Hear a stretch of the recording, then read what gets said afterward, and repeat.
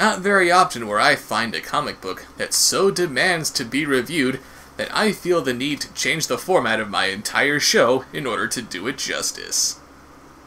The Greatest American Hero was a TV series in the early 80s that starred William Katt as a high school teacher who stumbles upon a superhero costume made by aliens. Said costume grants the wearer a set of superpowers, the most powerful one being the ability to last for several seasons despite no one ever actually watching the show.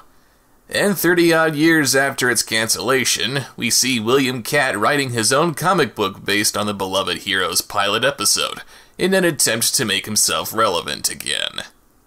Because, as we all know, there is no exploitation quite like self-exploitation.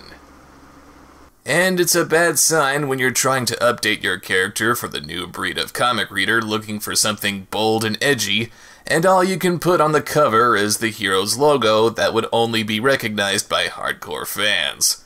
What is that? The hilt of a keyblade? I don't get it. Our comic opens with some skinheads hunting down a guy who looks a little whitewashed compared to the pilot, and before shooting him in the face, they ask him if he knows Exodus 20:15. Sure, "Thou shalt not steal" might be pretty self-explanatory, but I would highly recommend you check out Exodus 20:13 before you go around shooting people in the face. We then cut to a diner where we see FBI agent Bill Maxwell, who was never actually named in this comic, complaining about the president acting all liberal and stuff, and despite him owning a smartphone, he doesn't understand how text messages work. And not to be picky here, but there are other ways you can show Republicans being idiots. Hell, even Sarah Palin knows how to use Twitter. After that bit of nothing, we jump to high school teacher Ralph Hinckley about to take his class of delinquents on a field trip. And to this comic's credit, we don't know if this field trip was made on the fly like it is in the pilot. Why, of course driving a busload of students into the desert without their parents' knowledge or consent is perfectly legal. We then go back to the skinheads explaining why they had to kill that guy while singing Onward Christian Soldiers. Apparently, he stole some information from Dr. Eric Roberts here on a flash drive that was designed to look like a condom for some reason.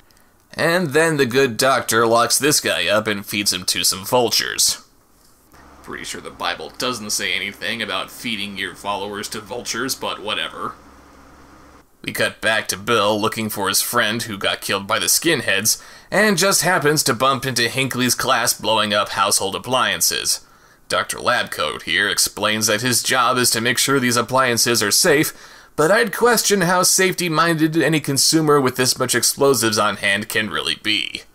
He asks if anyone has seen his friend, using his cell phone that he knows how to use now, but they haven't seen him.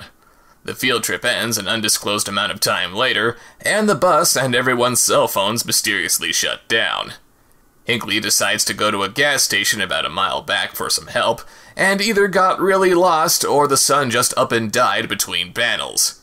He bumps into Bill again, whose car unfortunately also stops dead in its tracks before it can run him over.